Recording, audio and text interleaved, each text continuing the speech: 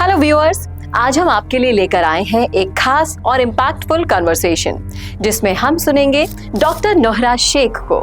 जी हाँ, हीरा ग्रुप के फाउंडर और सीईओ और एक स्ट्रॉन्ग कॉन्स्टिट्यूशनल बिलीवर। इस एक्सक्लूसिव पॉडकास्ट में डॉक्टर नोहरा शेख खुलकर बात करती हैं इंडियन कॉन्स्टिट्यूशन पर, रूल ऑफ लॉ पर और इस बात पर कि देश में कोई भी चाहे वो कितना ही पावरफुल क्यों ना हो, कॉन्स्टिट्यूशन से ऊपर कोई नहीं है। वो अपनी पर्सनल जर्नी भी शेयर करती हैं और एक वुमेन एंटरप्रेन्योर होने के नाते उसी रूप में जितने भी चैलेंजेस और कैसे कॉन्स्टिट्यूशनल वैल्यूज ने उन्हें हर मुश्किल वक्त में स्ट्रेंथ दी है, उनके बारे में वो बता रही हैं। ये सिर्फ एक इंटरव्यू या पॉडकास्ट नहीं है, ये एक मैसेज है डेमोक्रेसी, इक्वालिटी और सिटीजन्स की रिस्पॉन्सिबिलिटी को लेकर। डॉक्टर नोहरा शेख के व्यूज आज के समय में और भी ज्यादा रेलेवेंट हो जाते हैं जब कॉन्स्टिट्यूशन को समझना और फॉलो करना हर भारतीय का फर्ज बनता है। तो चलिए अब देखते हैं इस स्पेशल पॉडकास्ट का ये क्लिप जहां डॉक्टर नोहरा शेख अपनी बात रखती है बिल्कुल क्लियरिटी से, कॉन्फिडेंस और देश के कॉन्स्टिट्यूशन पर पूरे विश्वास के साथ। आज 26 जनवरी यानी गणतंत्र दिवस है। इस दिन हमें कॉन्स्टिट्यूशन यानी संविधान का तोहफा मिला। It seems of unforgettable splendor, Delhi celebrated the first anniversary of the Indian Republic. Nohra जी, जैसा मैं जानती हूँ आप तिरुपति से हैं। जब आप 10 साल की थी तब वहाँ का माहौल अलग होगा, गलियाँ अलग होंगी, आपका घर अलग तरीके से होगा। उस टाइम का कैसा आपकी ज़िंदगी बीती उस टाइम? उस टाइम पे जिंदगी के ये हाल थे कि लड़की जैसे पैदा होती है तो लड़की का कोई अधिकार ही नहीं है, क्योंकि लड़की बाहर नहीं निकल सकती, स्कूल नहीं जा सकती, पढ़ाई नहीं पढ़ सकती, एजुकेशन नहीं कर सकती। इस तरह की बातें मेरे दिल पर बहुत बड़े दबाव डालते थे। तो ये लीडरशिप आपके अंदर कहाँ से आई? सच्ची बात तो ये है कि लीडरशिप बनना, लीडरशिप क्या होती है, आज भी आप पूछ रही हो तो मुझे नहीं मालूम कि लीडरशिप किसको कहा जाता है। जब मैंने कॉन्स्टिट्यूशन पढ़ना शुरू किया और कॉन्स्टिट्यूशन में मैंने देखा कि काले गोरे को एक ही रेट है और हिंदू मुस्लिम को एक ही रेट है और किसी को कोई बड़ा नहीं है, कि आज का दिन हिंदुस्तान की आज़ादी बनी गई ये दिन है। आज का दिन हिंदुस्तान की आज़ादी के लिए एक कानून को बनाकर एक हाथ में लोगों के रख दिया। Constitution awareness program total India में कैसे चलाएं? इंडियन कॉन्स्टिट्यूशन बहुत परफेक्ट है और इंडियन कॉन्स्टिट्यूशन से आगे कोई भी नहीं है। तो जब कोई अथॉरिटी किसी सिटीजन के साथ गलत करती है तो तब सिटीजन क्या कर सकता है? और आज मीडिया ट्रायल तो आपको मालूम है कि मीडिया ट्रायल तो बहुत ज्यादा शुरू हो गया है कि वहाँ फैसला होने से पहले, उसको मुजरिम बनाने से पहले मीडिया उसको मुजरिम बना देती है सबसे पहले। अगर आप गरीब हैं, आपके पास पैसे नहीं है तो आपके लिए बड़ा वकील नहीं खड़ा होता लड़ने। सरकारें बदलते हैं, आज एक सरकार होती है, कल एक सरकार हो जाती है, 5 साल के बाद, परसों को 5 साल के बाद एक सरकार होती है। कॉन्स्टिट्यूशन 70 साल से चल रहा है। कितना इम्पोर्टेंट होगा आजकल जो यूथ है उनके लिए कि कॉन्स्टिट्यूशन पढ़ना चाहिए? यही है supreme court, constitution of India. आज 26 जनवरी यानी गणतंत्र दिवस है। इस दिन हमें कॉन्स्टिट्यूशन यानी संविधान का तोहफा मिला। इतने साल हो चुके हैं लेकिन अब भी अवेयरनेस कहीं ना कहीं हमें कम नज़र आती है। आज के पॉडकास्ट में हम 26 जनवरी के बारे में बात करने वाले हैं। हमारे साथ हैं नोहरा शेख जी, जो खुद सोशल वर्कर हैं, एंटरप्रेन्योर है। आज हम उनके व्यूज़ लेंगे, उनकी लाइफ के बारे में भी जानेंगे और उनसे जानेंगे कि कॉन्स्टिट्यूशन किस तरीके से चलता है। सबसे पहले तो वेलकम नोहरा जी। जी, कैसी हैं आप? मैं ठीक हूँ। सबसे पहले आपके बारे में बात करते हैं। आपका बचपन कैसा था? बचपन से मैंने देखा है कि एक औरत के लिए जो सोच होती थी, जब मेरी पैदाइश थी उस वक्त बहुत डिफरेंट थी। बिल्कुल। अब बहुत काफ़ी बदल चुका है और सोच लोगों की बहुत अच्छी बदल चुकी है। उस पर, उस बचपन में जो चीज़ें देखे उसी पर मैंने पूरा ज़िंदगी काम किया है। तो नोहरा जी, जैसा मैं जानती हूँ आप तिरुपति से हैं। जब आप 10 साल की थी तब वहाँ का माहौल अलग होगा, गलियाँ अलग होंगी, आपका घर अलग तरीके से होगा। उस टाइम का कैसा आपकी ज़िंदगी बीती उस टाइम? उस टाइम पे ज़िंदगी के ये हाल थे कि हमारे अब्बा एक बिजनेसमैन थे, इतने बड़े नहीं थे, नॉर्मली बिजनेस करते थे, मगर घर की हमारे बड़ों की, हमारे सारे जितने रिश्तेदार हैं उनकी सोच ये थी कि जैसे लड़की पैदा होती है तो फौरन चेहरे पे एक बदलाव आ जाता था, और जो लड़की पैदा होती है, हमारे घर में तो ऐसा माहौल तो नहीं था, मगर जो आसपास जो छोटा जो विलेज था जहाँ मैं पैदा हुई, कल्लूर हमारा विलेज है और चित्तूर डिस्ट्रिक्ट में है। फिर उसके बाद मेरे बचपन में थोड़ी बड़ी होने के बाद दिनों में हम तिरुपति आ गए थे। वो जो विलेज था उस वक्त वहाँ की वो सोच थी कि लड़की जैसे पैदा होती है तो लड़की का कोई अधिकार ही नहीं है। जैसे उसे होश भी संभलने आता है तो 2 साल 3 साल की भी होती है, तो जब से उसे बोलना ही ये सिखाया जाता है कि तू लड़की है, तू कुछ नहीं कर सकती, तो एक जगह जाना है, तू हमारी नहीं है। बिल्कुल, हर चीज उस तरह से ये बातें जो है मैं सुनती थी, ये बातें मेरे दिल को बड़े छू जाते थे कि जो साथ के लड़के होते थे उनको ऐसा कहा जाता था कि जैसे तुम हमेशा इस घर के हो, इस घर में रहने वाले हो, इस घर के वारिस हो, इस घर में तुम्हारा सब कुछ है, मगर ये जो लड़की होती है इसका ये तो कहीं ना कहीं एक दिन जाना है, या तो इसको 10 तोले सोना दे के भेज देंगे या 5 तोले सोना दे के भेज देंगे, या कुछ पैसे खर्च करना है, कुछ पैसे इसके लिए जमा कर लो, कुछ सामान इसके लिए जमा कर लो, कुछ कपड़े इसके लिए जमा कर लो, ताकि इसको भेजने के भी लिए एक बहुत ही बड़ा एक बोझ वाली बातें मैं सुनती थी बचपन में। वो बातें मेरे दिमाग को बहुत ज़्यादा जो है इफ़ेक्ट करते थे कि क्यों इस तरह बोला जाता है। घर के अंदर जब लड़के को बोलते हैं कि ये तो यहाँ हमेशा रहने वाला है, तुम थोड़े दिन में चले जाने वाली हो, यही बातें मुझे बहुत ज़्यादा इफ़ेक्ट करके, और उन बातों से मैंने लड़कियों को अवेयरनेस लाने के लिए, लड़कियों में तालीम लाने के लिए, और हर कोई जो उस वक्त के लोग थे वो कोई ज़्यादा पढ़ाई नहीं जानते थे और उन बच्चियों को 12 साल में 13 साल में शादी कर देते थे। उनकी ज़िंदगी पसंद या नापसंद उनको कोई मतलब ही नहीं, बस उनकी ज़िंदगी ऐसे ही गुजर जाती थी। उस ज़िंदगी में, उस माहौल में ऊपर वाले ने मुझे पैदा करके मेरे जहन में डाला कि तुम इनके इंसाफ के लिए लड़ो और इनके इंसाफ के लिए काम करो और इनके इंसाफ के लिए ये करो। सबसे पहले जो मैं मुस्लिम कम्युनिटी में थी तो ज़्यादातर दबाव अपनी कम्युनिटी में डालते थे, क्योंकि लड़की बाहर नहीं निकल सकती, स्कूल नहीं जा सकती, पढ़ाई नहीं पढ़ सकती, एजुकेशन नहीं कर सकती, इस तरह की बातें मेरे दिल पर बहुत बड़े दबाव डालते थे। मगर उस वक्त से मेरी ज़िंदगी की शुरुआत एक औरत होकर, एक लड़की होकर क्या कर सकती है ये दिखाने का एक चैलेंज मेरे अंदर उसी वक्त आ गया था। उसी पर मैंने काम किया। मेरा बचपन ऐसा गुजरा कि बस ऐसा होता था, उस टाइम पे ज़्यादा लाइटिंग उजाले नहीं होते थे, स्ट्रीट लाइट होते थे, छोटे छोटे स्ट्रीट लाइट होते थे। उस वक्त भी जो लोग पढ़ाने आते थे वो लड़कों को पढ़ाते थे, लड़कियों को नहीं पढ़ाते थे। मैं ये करती थी कि वो लड़कों को जो पढ़ाते ही वही सुनकर मैं पढ़ लेती थी।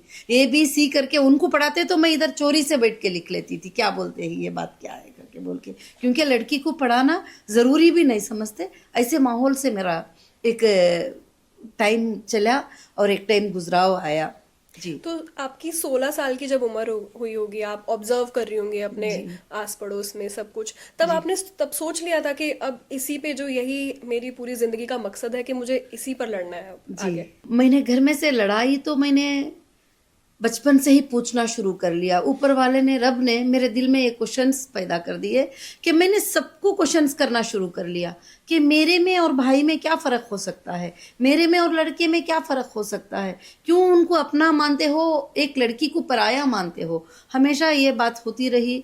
और जब वो उसको पढ़ा कर जाने वाले टीचर उससे ज़्यादा मैं पढ़कर बता देती थी, तो लोग जो है उस टाइम पर ये करते थे।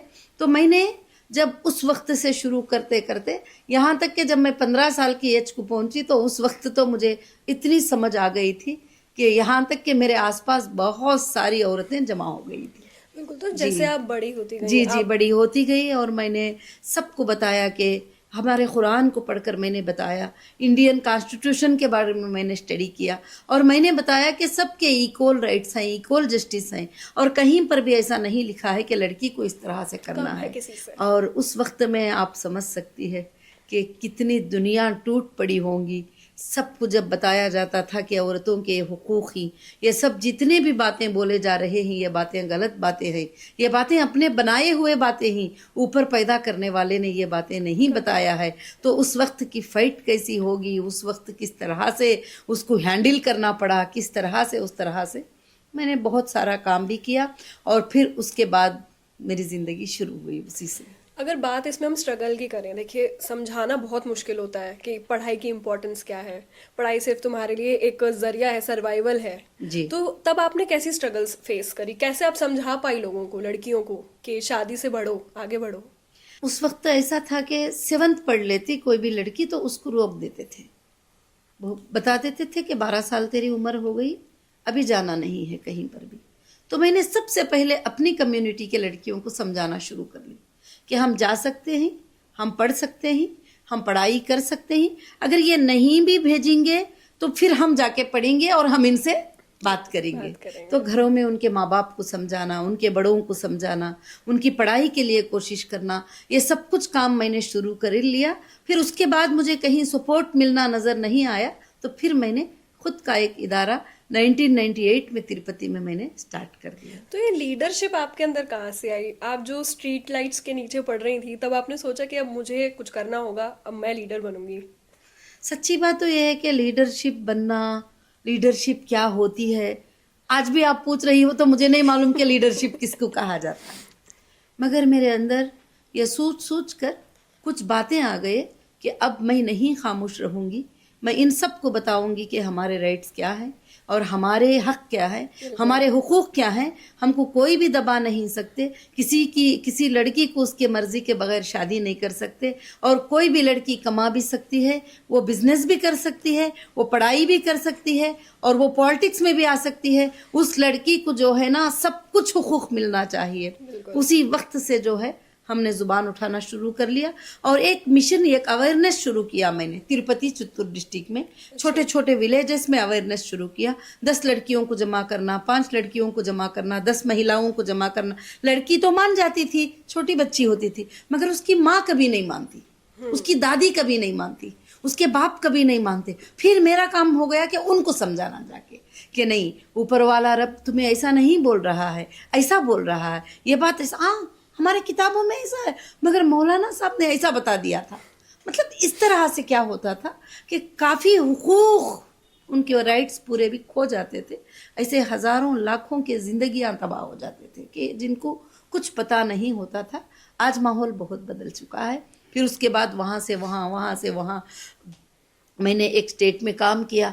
काम करने के बाद फिर दूसरे स्टेट को पता चला तो फिर वहाँ के लड़कियाँ मुझे बुलाने लगे। फिर तीसरे स्टेट में पता चला, वहाँ के महिलाएं लड़कियाँ मुझे बुलाने लगे। फिर और चौथे स्टेट में पता चला। तो इसी तरह मैंने पूरे हिंदुस्तान का करीब दौरा किया है, सिर्फ महिलाओं के राइट्स के लिए, बच्चों के राइट्स के लिए। उसके बाद काफ़ी स्कूल्स, काफ़ी कॉलेजेस, काफ़ी सारे चीज़ें मैंने शुरू कर लिया।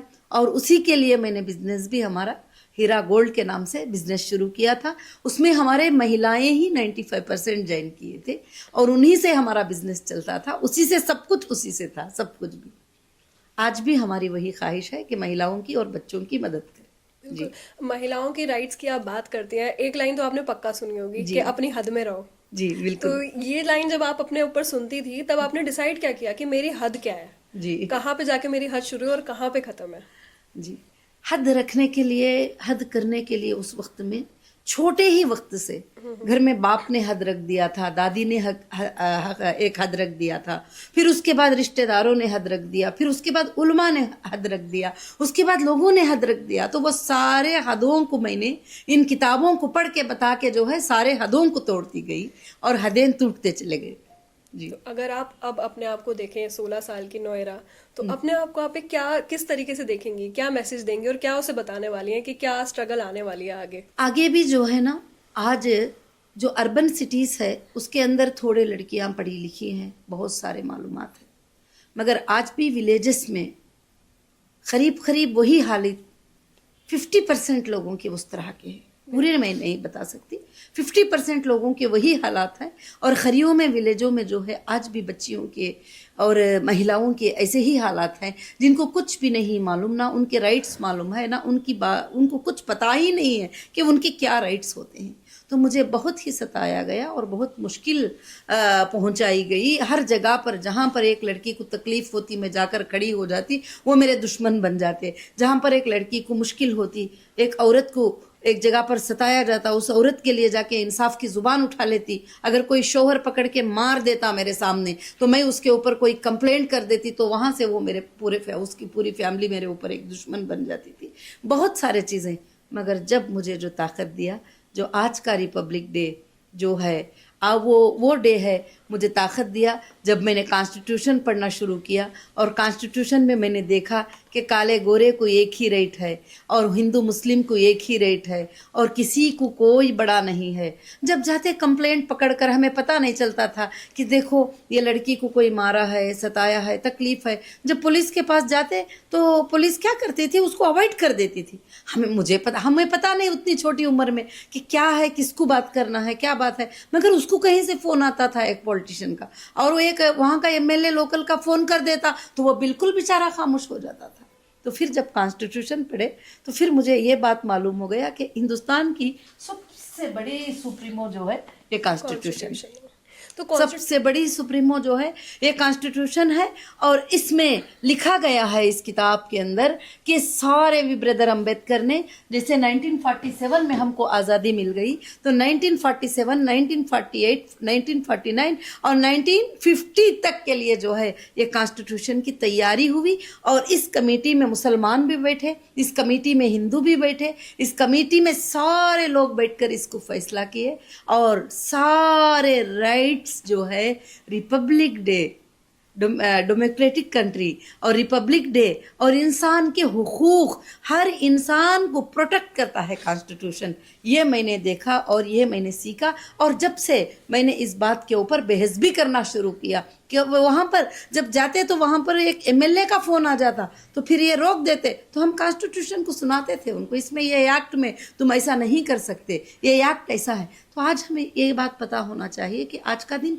बहुत ही बड़ा प्यारा दिन है, बहुत ही बड़ा अच्छा दिन है कि आज का दिन हिंदुस्तान की आज़ादी बनी गई दिन है। आज का दिन हिंदुस्तान की आज़ादी के लिए एक कानून को बनाकर एक हाथ में लोगों के रख दिया।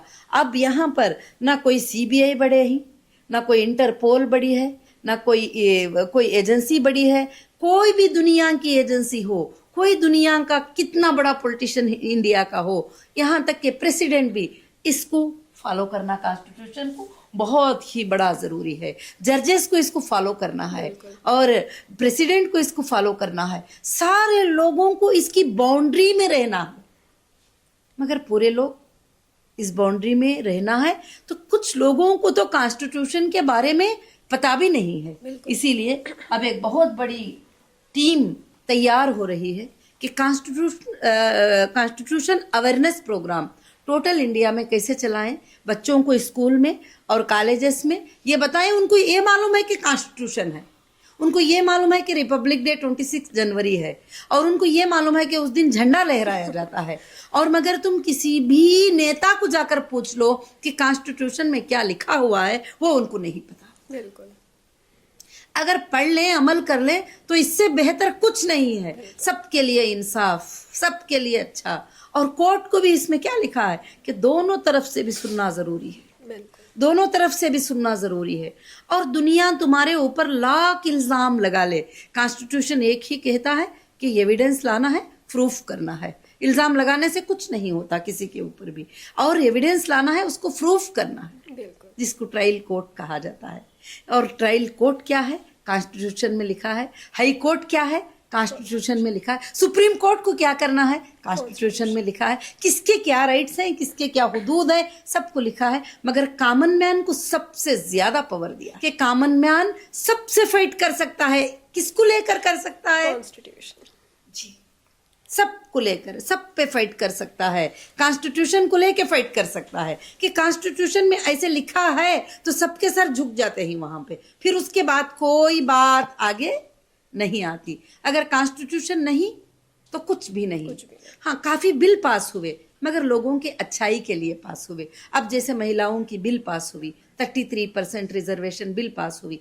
अब इसको इम्प्लीमेंट कौन करना है? महिलाएं करना है, महिलाएं आगे आना है, हिस्सा लेना है। अभी आपको भी पता होगा कि अब काफी लड़कियां, यंग लड़कियां भी जो है पॉलिटिक्स में आ रहे हैं और लोकसभा में आ रहे हैं, राज्यसभा में आ रहे हैं और हर जगह पर जो है लड़कियों को जो है काफी एक ये हो जाती है। तो इस तरह से इसमें मर्द औरत को एक हुकूक है, काले गोरे को बराबरी का हुकूक है, किसी को ना ज्यादती है, किसी को ना कमी है। मियाँ बीवी के हुकूक भी दोनों के भी जो है कोई भी ये नहीं है, सब एक है कॉन्स्टिट्यूशन में। तो कॉन्स्टिट्यूशन सबसे ज्यादा बेहतर है। अगर 6 फंडामेंटल राइट्स की बात करें जो हमारे सिटीजन होने पे सबसे ज्यादा इम्पोर्टेंट होती हैं, तो वो कौन सी होती हैं?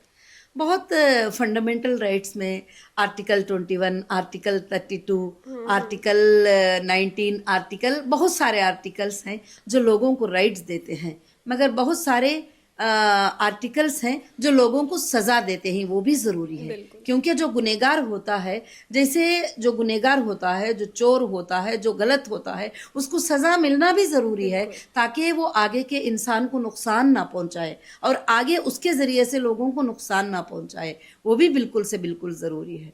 तो इसलिए मगर कभी भी लोग ये ना समझे कि इल्जाम लगते ही जो है उनके ऊपर जो है फौरन से फौरन के उनको सजा लग जाएगी, ऐसा नहीं है। इंडियन कॉन्स्टिट्यूशन बहुत परफेक्ट है और इंडियन कॉन्स्टिट्यूशन से आगे कोई भी नहीं है और वो सारा सुना जाता है कोर्ट में, सारी चीज़ें। तो मुझे लीगल करीब 2018 तो आज भी फेस कर रही हूँ, क्योंकि मैंने जुबान उठाया, मैंने बिजनेस किया, मैंने सारे चीज़ें किया, तो मुझे काफ़ी चीज़ें। फिर उसके बाद मैंने ऑल इंडिया महिला एम्पावरमेंट पार्टी को लॉन्च किया, तो मुझे सीधा अरेस्ट कर लिया गया और बहुत सारे इल्ज़ाम लगाए गए। तो कितने भी इल्ज़ाम लगा लो, मगर एक ट्रस्ट, एक भरोसा है कि कॉन्स्टिट्यूशन सही इंसान को सज़ा नहीं देता। ये भरोसे से पीठ पीछे ये किए बगैर आज भी जो है उस पर फाइट होती रहती है, क्योंकि 25 लाख महिलाएं हमारे मेंबर हैं। तो वो महिलाएं देख रहे हैं कि क्या होता है, औरतें आगे बढ़ते हैं तो उनको किस तरह से दबाया जाता है। मगर मैं उन सबको बताती हूँ कि मत डरो, क्योंकि एक दिन इंसाफ जरूर जीतेगी। तो जैसा आप बता रहे हैं कि आपको फंसाया गया, आपने एमएलए की भी बात करी, तो जब कोई अथॉरिटी किसी सिटीजन के साथ गलत करती है तो तब सिटीजन क्या कर सकता है? सिटीजन बहुत, देखो, इतना कॉन्स्टिट्यूशन इतना प्यारा बना है कि अगर अथॉरिटी सताती है तो उसके लिए ह्यूमन राइट है। बिल्कुल, वो ह्यूमन राइट में जाके कंप्लेंट दे सकता है कि देखो मेरे साथ इलीगल हरास हो रहा है, और वो हाई कोर्ट को जा सकता है और वो सुप्रीम कोर्ट को जा सकता है और वो अपनी बाधाएं उनके सामने रख सकते हैं। तो ज़रूर उनको एक ना एक जगह से उनको ज़रूर से ज़रूर इंसाफ मिलेगी। और एजेंसी भी बनती है तो उसको भी कॉन्स्टिट्यूशन के अंडर ही काम करना है। जब वो आगे चले जाते हैं तो उनके लिए भी बहुत ड्यूटी, कंडीशन, बॉन्डिंग बहुत सारे उनके लिए है कि तुम उनके लिए, जब एक बंदा अरेस्ट होता है तो इंडियन कॉन्स्टिट्यूशन उसकी सेफ्टी कैसे करते हैं कि उसके अगर औरत है तो उसके साथ 2 महिलाएं रहती हैं, कंटिन्यू रहती है। अगर वो इन्वेस्टिगेशन में भी होती है तो साथ में बैठी रहती है। ये बहुत सारे लोगों को पता नहीं होता है और वो समझते हैं कि जैसे अरेस्ट हो गए तो बस बहुत सारे चीज़ें हो जाते हैं, उनको ऐसे बात करते हैं, मर दें, वो करते हैं, ये बहुत सारी चीज़ें, गंदी बातें भी बहुत सारी बोलती हैं। मगर क्या है कि 2 महिलाएं, महिला पुलिस उनके साथ रहती है और उनके खाने का ख्याल रखा जाता है, उनके पानी का ख्याल रखा जाता है, सब कुछ कॉन्स्टिट्यूशन में। यहाँ तक कि जब उनको जेसी में, जेल में रखते हैं तो जेल में भी उनको हुकूक दिए जाते हैं, मगर हुकूक को पूरे कंप्लीट नहीं किए जाते। इसमें हुकूक दे दिया कि सालन कितने ग्राम देना है, राइस कितने ग्राम देना है, ओढ़ने के लिए बिस्तर क्या देना है, सोना कैसा है और कितनी जगह उनके लिए चाहिए, एक वॉशरूम कितने लोग यूज कर सकते हैं, बहुत सारे चीजें जो है ये कर दिया। मगर पाबंदी से चलाने वाले नहीं, पूरे लोग नहीं, कुछ लोग जो है पैसे बचाने के लिए जो मिलते हैं तो गलत करते हैं, कुछ लोग अच्छा चलाते हैं। और एजेंसीज में भी सब लोग खराब नहीं होते हैं और उसमें कुछ लोग होते हैं कि सही रहो बुरा रहो, हमने पकड़ लिया है और इसको सजा दे दो, मगर कोर्ट देखती है उसको कोर्ट ऑब्जर्व करती है कि गुनहगार हो तो सज़ा देती है, गुनहगार नहीं है तो सज़ा नहीं देती है। और उसी तरह से उसमें भी अच्छे लोग भी हैं, जो सच होता है वही लिखते हैं, और जो लोग गलत होते हैं और वो लोग कुछ भी लिख देते हैं, जहाँ से फ़ोन आ गया ये लिख दो। हाँ, और आज मीडिया ट्रायल तो आपको मालूम है कि मीडिया ट्रायल तो बहुत ज़्यादा शुरू हो गया है कि वहाँ फैसला होने से पहले, उसको मुजरिम बनाने से पहले मीडिया उसको मुजरिम बना देती है सबसे पहले। जी, तो जैसे हम बात करें आर्टिकल 14, 19 और 20, यस, ये ऐसे आर्टिकल्स हैं जो आपको सबसे ज्यादा राइट देते हैं। Yes, इसमें साफ लिखा है कि सब बिल्कुल। बराबर है। तो मैं ये जानना चाह रही हूँ कि क्या आज भी इस चीज पे मान के चल रहे हैं हम लोग, सिटीजन एम्पावर हो रहे हैं इससे या नहीं? मैंने यही आज का हमारा बैठना यही है कि सिटीजन को ये मालूमात ही नहीं है। agree। आपके घर में 10 लोग हैं तो आर्टिकल 19, आर्टिकल 132, आर्टिकल 14, आर्टिकल क्या होते हैं, आर्टिकल किस लिए होते हैं, क्या पता है उनको? मुझे खुद को भी नहीं पता नहीं था, पता। मुझे भी खुद को नहीं पता था। बाद में उसको मैंने पढ़ा और उसको मैंने समझा, और यहाँ तक कि हमको ये भी नहीं पता है कि क्रिमिनल कोड क्या है, सिविल कोड क्या है, और सिविल में क्या सज़ा होती है, क्रिमिनल क्या होता है, और नॉर्मल नेचुरल क्या होते हैं, फैमिली केसेस क्या होते हैं, ये सब कुछ जो है किसी को भी पता नहीं है। जब अवेयरनेस आएगा तो घर में एक 10 मिनट कॉन्स्टिट्यूशन को पढ़ा जाएगा तो वो बच्चा भी जो है खड़ कर बात कर सकेगा। अगर अभी आजकल क्या हो गया है, कोर्ट्स भी कुछ जगह पर एक बाजार की तरह हो गई। क्यों? कि वहाँ पर फीस फिक्स की जाती है। आपको पता है, अगर आप गरीब हैं, आपके पास पैसे नहीं हैं, तो आपके लिए बड़ा वकील नहीं खड़ा होता लड़ने के लिए। जिसको तुम खड़ा करती हो 10-20 हज़ार देकर, वो तुम्हारे लिए सही लड़ नहीं पाता, उसका फेस नहीं होता है। क्या बोलते हैं? Face value. मगर मैं कहती हूँ फेस वैल्यू नहीं, कॉन्स्टिट्यूशन वैल्यू। कॉन्स्टिट्यूशन को लेकर आप खुद खड़ी हो सकती हो, कॉन्स्टिट्यूशन को लेकर आप खुद लड़ सकती हो। आप लायर नहीं हो, मगर जज साहब के सामने आप खुद बता सकती हो कि ये मेरे साथ गलत हुआ है, ये इस तरह से गलत किए ही, ये इस तरह से गलत है करके आप अपनी लड़ाई लड़ सकती हो। मैं चाहती हूँ कि देश का हर बच्चा, हर महिला, हर औरत कॉन्स्टिट्यूशन को लेकर वो खुद इस काबिल बन जाएं कि वो पूछें आगे सवाल। क्या सरकार, गवर्नमेंट जो होती है वो बढ़कर हो सकती है कॉन्स्टिट्यूशन से? बिल्कुल नहीं। कॉन्स्टिट्यूशन सुप्रीमो है, कॉन्स्टिट्यूशन सबसे बड़ा होता है। सरकारें बदलते हैं, आज एक सरकार होती है, कल एक सरकार हो जाती है, 5 साल के बाद, परसों को 5 साल के बाद एक सरकार होती है। कॉन्स्टिट्यूशन 70 साल से चल रहा है और कॉन्स्टिट्यूशन चलेगा हमेशा। कॉन्स्टिट्यूशन नहीं चलेगा तो गूंडा का राज हो जाएगा। और कॉन्स्टिट्यूशन से आज भी देश के 90% लोग जो है, अगर उनको मालूम भी नहीं है तो लॉ के लिए डरते हैं, डर कर जो है चलते हैं, लॉ से डरते हैं, लॉ से डर कर जो है चलते हैं। तो कॉन्स्टिट्यूशन सबसे ऊपर, सबसे ऊंचा है हिंदुस्तान में। जब मान लीजिए कभी देश में कोई इमरजेंसी लग जाती है जी, तो तब कौन से ऐसे राइट्स होंगे जो उसके वक्त भी इंसानों के पास, सिटीजन के पास होंगे अवेल करने के लिए कि भाई अब कुछ नहीं हो सकता? कुछ नहीं हो सकता ऐसा है ही नहीं। अगर कोर्ट्स खुले हैं तो कितनी भी बड़ी इमरजेंसी लग जाए तो उसके लिए अधिकार होते हैं। और किस तरह की इमरजेंसी, उसको इमरजेंसी में अलग अलग तकलीफ होती है। कोई घर में बंद हो जाता है, कोई बाहर बंद हो जाता है, कोई भूखा रहता है, कोई आगे से फिरता है। तो किस तरह का भी एप्लीकेशन कोर्ट में वो लगा सकता है। अगर कोर्ट नहीं तो उसके लिए इंसाफ कौन देगा? बिल्कुल जी, सही कहा आपने। जी। सिटीजन के जो राइट्स हैं उनका मिसयूज होते हुए तो हम रोज ही देखते हैं, सोशल मीडिया पे कितनी न्यूज आ रही है रोज। लेकिन उस वक्त जब मुझे पता चलता है कि मेरी राइट्स का यहाँ पे मिसयूज हो रहा है, तब मैं क्या कर सकती हूँ?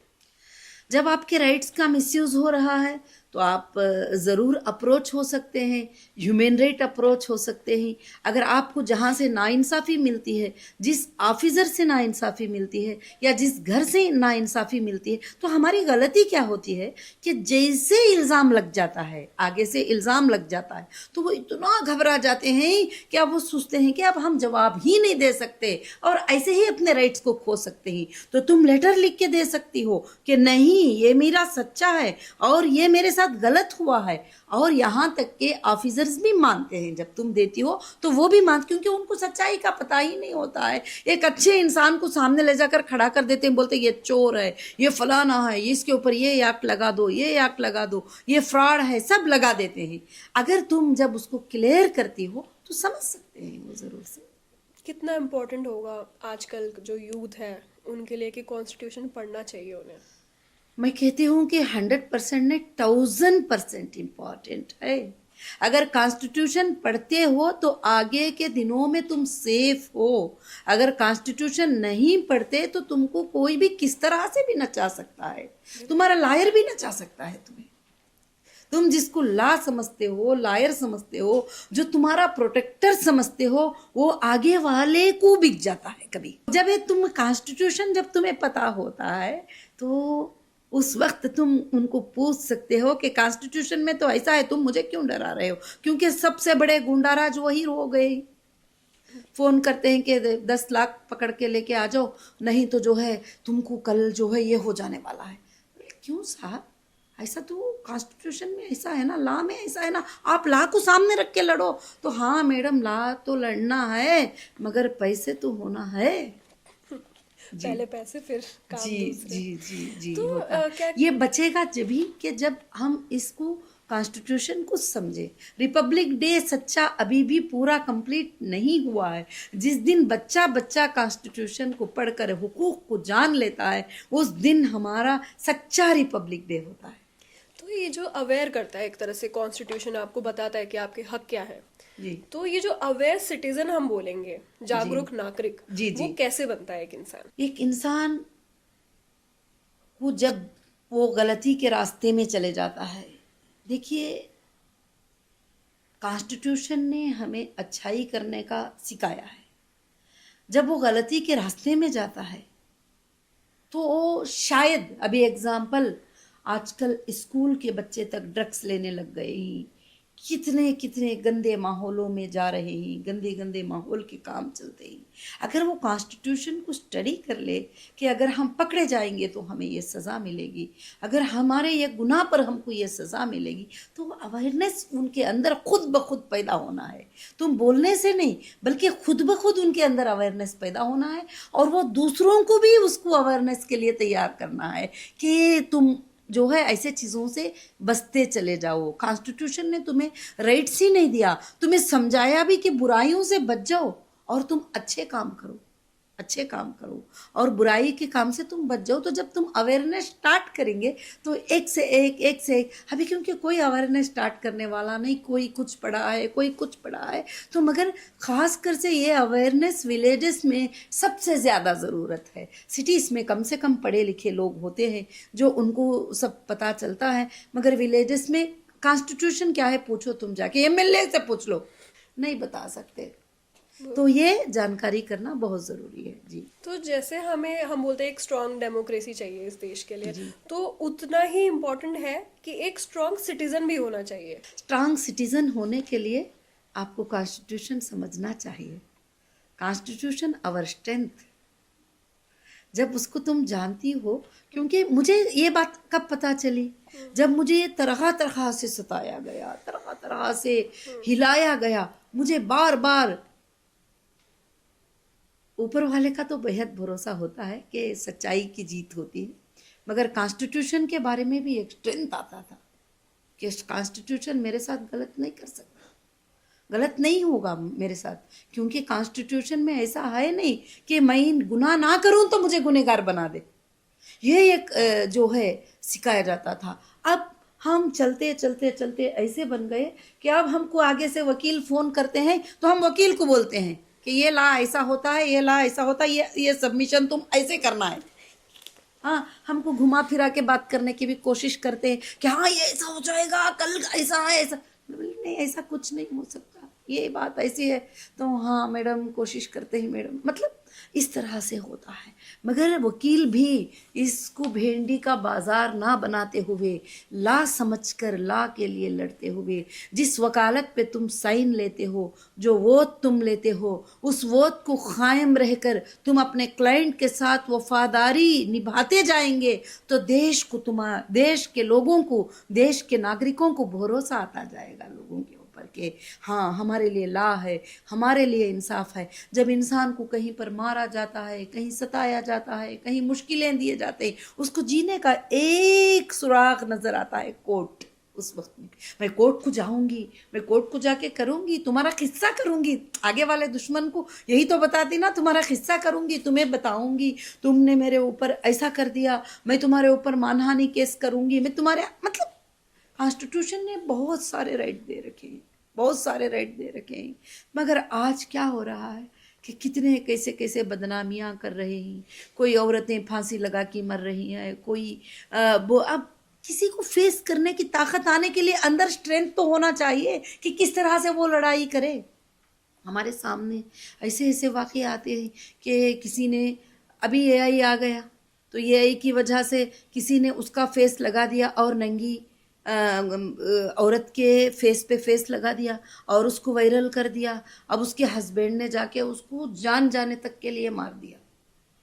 आप न्यूज़ में उसको चेक कर सकते ही तो, और वो जाहिल था, अनपढ़ था, उसको नहीं मालूम कि ये एआई का वीडियो है। अब वो किसी गैर मर्द के साथ इस तरह का वीडियो ले जाके बता दिया। अब तो वो उस तरह से कि अब अगर वो कॉन्स्टिट्यूशन को जानती तो मरती नहीं थी, फांसी नहीं लगाती थी वो, और वो कॉन्स्टिट्यूशन को जानती तो उसको सजा दिलाती थी जिसने उसके साथ ये हरकत किया। कहाँ से ये वायरल हुआ, किस तरह से हुआ, मुश्किल तो होती है। ऐसा नहीं कि बड़ा इजीली आर्डर मिल जाएगा कोर्ट में, उसके लिए लड़ना होता है, उसके लिए फेस करना होता है। फेस करने के लिए स्ट्रेंथ कॉन्स्टिट्यूशन होता है, कॉन्स्टिट्यूशन से स्ट्रेंथ मिलता है, खड़ के लड़ सकते हैं। तो जिके ये मेरा नहीं है, ये एआई का वीडियो है, अब वो एआई का वीडियो प्रूफ करा लेने के लिए उसको 5 साल तो लग जाएंगे, मगर उसके पास स्ट्रेंथ होना चाहिए, पैसे होना चाहिए, सब कुछ होना चाहिए। मगर इसलिए देश के अंदर भी कानून पे ख़ास कर से नज़र रखना चाहिए, एजेंसियों को, साइबर क्राइम वालों को और बहुत सारे चीज़ों को, कि औरतों के साथ जुल्म और नाहक होने से उनको बचाता जाए। क्योंकि औरत एक नाजुक सी चीज़ है और उसको छोटी बात पर उसका बेटा गलत नज़र से देखता है तो वो मरने को तैयार हो जाती है, उसका बाप गलत नज़र से देखता है तो वो मरने को तैयार हो जाती है। वही बेटी न गलत नज़र से देखते हैं तो बाप मरता नहीं है, उसके अंदर वो हिम्मत, एक ताकत होती है। तो इसलिए मैं चाहती हूँ कि महिलाओं के लिए, बच्चों के लिए हमारी लाइफ रही है, पूरी ज़िंदगी लाइफ रही है। एक महिला ही एक भाई की बहन होती है, एक हस्बैंड की बीवी होती है, और एक बच्चे की माँ होती है, और एक भाई की बहन होती है, एक महिला ही होती है। तो उस महिला को हम सपोर्ट करने के लिए काफ़ी अवेयरनेस प्रोग्राम, काफ़ी चीज़ें, आज भी हम बैठते ही नेट के ऊपर तो लाखों के लोगों को कुछ एम्पावर होने के लिए लिख कर डालते हैं, तो एक बात से उनको हिम्मत मिलती है, अफजाई। तो लाख लोग देखेंगे तो कम से कम उसमें से 50 लोगों को मगर अच्छाई की तरफ बढ़ाएं, अपने माइंड को अच्छाई की तरफ लेके जाएं, अच्छाई की तरफ लेके जाएं। यही माइंड बुरा भी कर सकता है, यही माइंड अच्छा है। वही एआई, तुम अच्छी बातें बनाते जाओ तो अच्छी बातें बना के वायरल करो तो लोगों को अवेयरनेस आता है, अच्छी बातें आते ही। वही एआई के साथ तुम बुरे काम करो उसके हाथ से तो वो काम करा के लोगों के जान निकाल सकते हैं। तो इसीलिए क्या है कि ख़ास कर से क्या है कि हमको अच्छे काम करने के लिए अवेयरनेस लाना बहुत ज़्यादा ज़रूरी है। हाँ, तो आप कोर्ट्स की बात कर रही थी, तो सुप्रीम कोर्ट को सबसे ज़्यादा कहा जाता है कि वो गार्जियन ऑफ कॉन्स्टिट्यूशन है, तो ऐसा क्यों? यही है सुप्रीम कोर्ट जो है यही है सुप्रीम कोर्ट। सुप्रीम कोर्ट में भी इसको आगे जाने की इजाज़त नहीं है किसी को भी। कॉन्स्टिट्यूशन ऑफ इंडिया गार्डियन है, ये सुप्रीमो है, सुप्रीम कोर्ट भी यही है।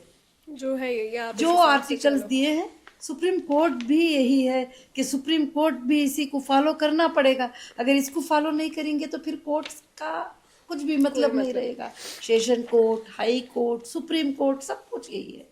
बचपन से लेकिन मैं कंफ्यूज होती थी कि हाई कोर्ट और सुप्रीम कोर्ट क्या है। वो मुझे अभी तक अब मेरे को समझ आने लगा है कि हाई कोर्ट ये होता है और सुप्रीम कोर्ट ये होता है। देखिए, छोटी कोर्ट जो होती है, सेशन कोर्ट होती है, जैसे इंसान को फौरन अरेस्ट कर लेते हैं, बेसिक तौर पे ले जाके वहाँ पर छोड़ देते हैं, और उसके बाद ये कोर्ट भी हमारे साथ नाइंसाफ़ी करती है। तो कॉन्स्टिट्यूशन ने राइट दिया है कि आर्टिकल 226 में आप रिट पिटीशन लगा के हाई कोर्ट को जा सकते हैं, वहाँ बोल सकते हैं कि देखो मेरे साथ ऐसा जुल्म हो रहा है, ऐसी बात हो रही है, ऐसी बात हो रही है। वहाँ कुछ आर्डर भी हो जाता है या जो भी होता है तो फिर आर्टिकल 132 सुप्रीम कोर्ट आ सकते हैं, वहाँ पर भी आ सकते हैं। दो तरह के जाने होते हैं, एक आके इंटरिम के लिए, रिलीफ के लिए जाना होता है, एक आके जजमेंट पे जजमेंट। एक नीचे की कोर्ट में जजमेंट हो गया क्रिमिनल करके, फिर हाई कोर्ट में भी हो गया जजमेंट क्रिमिनल करके, फिर सुप्रीम कोर्ट भी दे दिया, तो अब कोई रास्ता नहीं बचा आपके। नहीं बचा। अगर इंटरिम ऑर्डर्स होते हैं, जैसे सेशन कोर्ट का भी ऑर्डर अभी इंटरिम ही है, अभी ट्रायल ही स्टार्ट नहीं हुआ है, अभी हाई कोर्ट का भी ऑर्डर इंटरिम ही है, और अभी सुप्रीम कोर्ट का भी ऑर्डर इंटरिम ही, एक ऑर्डर होते हैं इंटरिम के ऊपर होते हैं। तो वो इंटरिम जो है ऑर्डर्स हैं कोर्ट के, और एक जजमेंट होते हैं जो फाइनल जजमेंट, वो जजेस को बहुत सोच कर देना पड़ता है, बड़ा सोच कर देते हैं कि किसी ना इंसाफी को, किसी ना बेगुनाह को हम सज़ा तो नहीं दे रहे हैं, हम किसी को ना हक से अंदर तो नहीं कर रहे हैं। कितने ऑर्डर सुप्रीम कोर्ट के आते हैं, आप देखते हैं हमारे इंसाफ के लिए बहुत सारी चीज़ें, बहुत सारे आर्टिकल, बहुत सारी बातें, बहुत सारी चीज़ें आते हैं, मगर इसके अंदर के ही होते हैं। कितने लाइन भी लिख लो, इससे आगे बढ़कर नहीं, कितने लाइन भी लिख लो, वो कॉन्स्टिट्यूशन के होते हैं। इसलिए अगर वो तुमको, अगर तुम उसको जानती हो, अगर तुम उसको पढ़ती हो, तो तुम अगर कोई गलत भी जजमेंट हो गया, क्योंकि जजेस भी कभी इंसान होते हैं, उनसे भी लिखने में या कहीं पर रजिस्ट्रार के हाथ से टाइपिंग में मिस्टेक हो जाती है, तो या बोलने में भी हो जाता है, तो फिर आर्टिकल रिस्ट्रक्चर कराने का भी आता है, वहाँ रिस्ट्रक्चर तक जजमेंट को करने का आता है, और बोलने को फिर वापस उसको मॉडिफिकेशन के ऑर्डर ही, बहुत सारे चीज़ें। और एक जज का बेंच होता है, फिर वहाँ पर हमें ये नहीं मिलेगा तो दूसरे बेंच पे जाते हैं, फिर वहाँ नहीं होगा तो 3 जजेस बैठते हैं, उनके बेंच पे जाते हैं, फिर लास्ट 5 जजेस के बेंच के ऊपर होता है, फिर सुप्रीम कोर्ट ऑफ इंडिया का आखिरी ऑर्डर होता है, वो तो वहाँ तक भी कोशिश करते हैं। मेरे ख्याल से इंसाफ तो कहीं ना कहीं मिल ही जाएगी। अगर नाहक सताता है तो चोर पकड़ा ही जाएगा, अगर आप सच्चे हो तो। देखो, सच्चे हो तो ही फाइट करने की ताकत आती है। अगर आप झूठे हैं तो हम झूठे हैं तो जरूर हम डर के कहीं ना कहीं रुक जाएंगे, कि कहीं ना कहीं फंसी जाएंगे, क्योंकि एक क्रिमिनल का काम तो कर लिया है ना। झूठ छुपता नहीं है, झूठ छुपता नहीं है। ये एक आके डाउट के ऊपर करना होता है, एक रेड हैंडेड गुनाह को पकड़ लेना होता है, जो किसी को मारते हुए, किसी को करते हुए, या कोई ले जाते हुए, कोई उठा के चोरी करते हुए, वो एक अलग बात हो जाती है। फिर उसके बाद तो पक्का प्रूफ हो जाता है, उसके बाद तो पक्का ये हो जाता है। उस पर भी इंडियन कोर्ट ने, कॉन्स्टिट्यूशन ने नहीं कहा कि देखते ही उसको सजा दे दो, मगर वो क्यों किया, किस लिए किया, क्या वजह थी करने की, ये पूरा ट्रायल करो, क्या उससे कोई करवाया गया या वो खुद किया था, वो सारा ट्रायल करने के बाद ही फैसला हो सकता है। तो सुप्रीम कोर्ट को कौन अप्रोच कर सकता है? मतलब ऐसा तो नहीं होगा कि कोई भी जाके सीधा सुप्रीम कोर्ट में अपनी अर्जी लगा दे, कुछ ना कुछ तो होते होंगे। नहीं, सीधा बहुत सारे केसों में नहीं होता है, कुछ केसेस में सीधा अर्जी लग जाती है। कुछ इमरजेंसी की केस है, जैसे रेप के केसेस आए थे, बहुत सारे केसेस आते हैं, तो सुप्रीम कोर्ट में भी उसको स्पेशल लाइव पिटीशन कहा जाता है, तो उसको लगा सकते हैं। सुप्रीम कोर्ट में PIL होता है, public interest litigation. Public interest litigation वो होता है कि पब्लिक को नुकसान पहुंच रहा है, तो तुम भी डाल सकती हो, मैं भी डाल सकती हूँ, वो भी डाल सकते हैं, सब लोग भी डाल सकते हैं। पब्लिक इंटरेस्ट लिटिगेशन जो पूरी पब्लिक को नुकसान की बात है, यहाँ पर पूरी औरतों को नुकसान की बात है, पूरे स्कूल के नुकसान की बात है, पूरे देश के फलाने लोगों के नुकसान की बात है, ये तो पब्लिक इंटरेस्ट लिटिगेशन में चले जाएगा। कोई प्राइवेट रहेगा तो ये पब्लिक इंटरेस्ट लिटिगेशन में जाएगा। रिट पिटीशन होगा तो वो तुम अपने हक के लिए लड़ सकती हो। ये पर्सनल हो गया पिटीशन, और PIL हो गया कि जब आप सबके हक की बात, जब सबके हक की बात करते हो तो आप PIL पे चले जाओगी। अभी जैसे एक को सताया, एक ही तरीके से सता रहे हैं देश में 100 जगह, 100 जने भी मिल गए तो वो पब्लिक हो गई, चले गए पीआईएल लेके कि इतने लोगों को ये नुकसान पहुंच रहा है अभी, तो ये पीआईएल होता है। ये चीफ जस्टिस के सामने चले जाता है, सीधा सीधा चले जाता है, ये नीचे की कोर्ट वो नहीं, पीआईएल डायरेक्ट वहां पर भी चले जाता है, हाई कोर्ट में भी, हाई कोर्ट स्टेट के लेवल का है तो हाई कोर्ट में चले जाता है। अगर इंडिया लेवल में होता है ये पूरे लोगों के लिए तो फिर वो सुप्रीम कोर्ट को चले जाता है। तो पीआईएल अलग है, रिट पिटीशन अलग है, और उसके साथ साथ जो भी पिटीशन, बहुत सारे पिटीशन ही, रिट पिटीशन अलग है, कंपनसेशन, कोई आपको नुकसान पहुंचा दिए और आपको इतना बड़ा नुकसान हो गया कि उनकी सताने की वजह से या उनके रोकने की वजह से, चाहे वो ऑफिसर्स भी रहो, कॉन्स्टिट्यूशन कहता है कि तुम कंपनसेशन डाल सकती हो उनके ऊपर, तुमको राइट है उसके ऊपर डालने का। तो इस तरह से जो है ना ये अलग अलग है, पीआईएल अलग है और ये सब अलग अलग राइट्स हैं। कई बार ऐसा होता है कि गवर्नमेंट कोई गलत डिसीजन ले लेती है तो कोर्ट आता है, सुप्रीम कोर्ट आता है, वो उस चीज़ को पलट देता है। कई बार ऐसे केसेस हमने देखे भी हैं हिस्ट्री में कि हुई हैं ये चीज़ें। तो कैसे होता है ये होता ऐसे है कि जब गवर्नमेंट भी है तो कॉन्स्टिट्यूशन से आगे नहीं जा सकती। अगर कॉन्स्टिट्यूशन के अंडर में कोई ऐसी बिल पास कर ली गवर्नमेंट जिसमें सारी पब्लिक के लिए नफ़ा है तो कोर्ट मान जाएगी उसकी बात को, तो वो बिल को भी रद्द करने का अधिकार कॉन्स्टिट्यूशन को है। अगर कोई गवर्नमेंट एक बिल ऐसी पास करती है जो कॉन्स्टिट्यूशन को भी खिलाफ जा रही है, पब्लिक के भी खिलाफ जा रही है, पब्लिक को लॉस भी उससे हो सकता है, तो फिर उसको सुप्रीम कोर्ट को राइट दिया गया है कि वो रोक सकती है।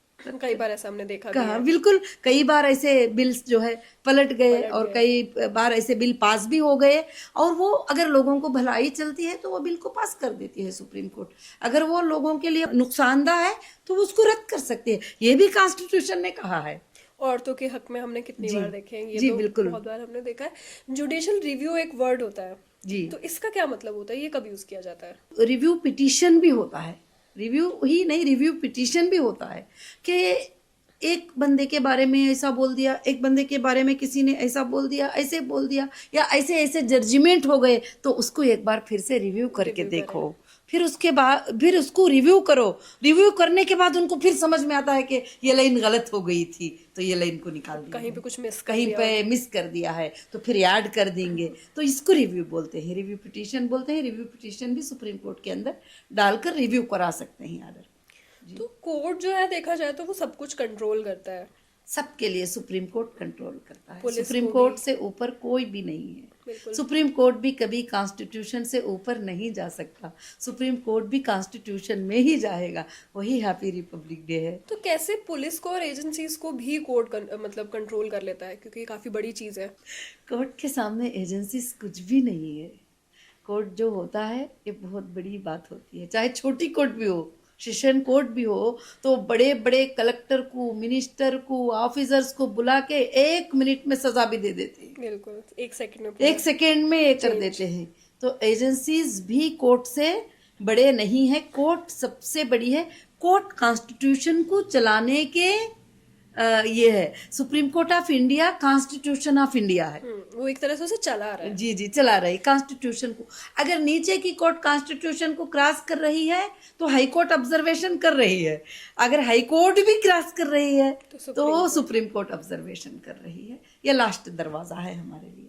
तो इसमें एक वर्ड बहुत मैंने देखा है यूज होते हुए, कंटेम्प्ट ऑफ कोर्ट। जी, तो इसका क्या मतलब होता है? कंटेम्प्ट ऑफ कोर्ट क्या होता है कि कोर्ट ने कोई ऑर्डर दे दिया, लोग जो है उसको माने नहीं और भड़क गए, और या ऑफिसर्स भी हैं उनको भी ऑर्डर होता है तो वो भी भड़क जाते हैं, तो वो भी उस पर अमल नहीं करते, तो फिर उसके ऊपर कोर्ट को अधिकार है कि उनको सजा दे दे 6 महीनों की। मान लीजिए मैंने कोई कंटेम्प्ट ऑफ कोर्ट किया है तो वो मुझे सजा मिल सकती है इस चीज पे? मिल सकती है, क्यों गलत नहीं मिल होने- सकती? गलत जी, होने के बाद। गलत होने के बाद।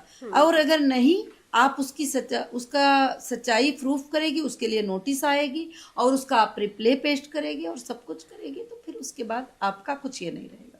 तो ये कहीं ना कहीं जुडिशियल डिले हम इसे बोलेंगे। जी, तो ये डेमोक्रेसी पे इसका क्या फर्क पड़ता है?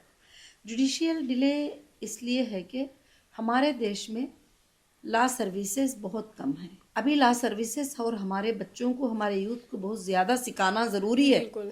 फिर भी कोर्ट ने कई डिसीजन अच्छे ले लिए हैं और कई केसेस फाइनेंशियल मैटर लोक अदालत में एक एक बार में 100 केसेस को फिनिश करना सब कुछ कर दिए। नहीं तो एक एक केस 40 साल भी चलता जा रहा है। बिल्कुल 27 साल हाँ, 28 साल। अब आइंदा के दिनों में एक PIL सब मिलकर डालेंगे कि कोर्ट में केस जो है इतने दिन में ये केस ख़त्म होना चाहिए, इस टाइप का केस होगा तो सिर्फ इतने ही दिन में उसकी सच्चाई और ये होना चाहिए। और वो भी कॉन्स्टिट्यूशन में है, वो भी है, उसकी भी लिमिट है, चार्जशीट डालने की एक लिमिट है और इन्वेस्टिगेशन की भी लिमिटेशन है, बहुत सारे चीज़ों की लिमिटेशन कॉन्स्टिट्यूशन ने बता दिया कि इतने लिमिट में एजेंसी इन्वेस्टिगेशन कर देना है। किसी को अरेस्ट कर लिया, किसी को अंदर डाल दिया तो 90 डेज से ज़्यादा नहीं, 90 डेज के अंदर चार्जशीट को सबमिट कर देना है। बहुत सारी चीज़ें हैं जानकारी करने की है, मगर आज हम उसको पूरा नहीं कर सकते। ये आज रिपब्लिक डे है तो कॉन्स्टिट्यूशन को जिंदा करने के लिए आज हमारा ये प्रोग्राम रहा।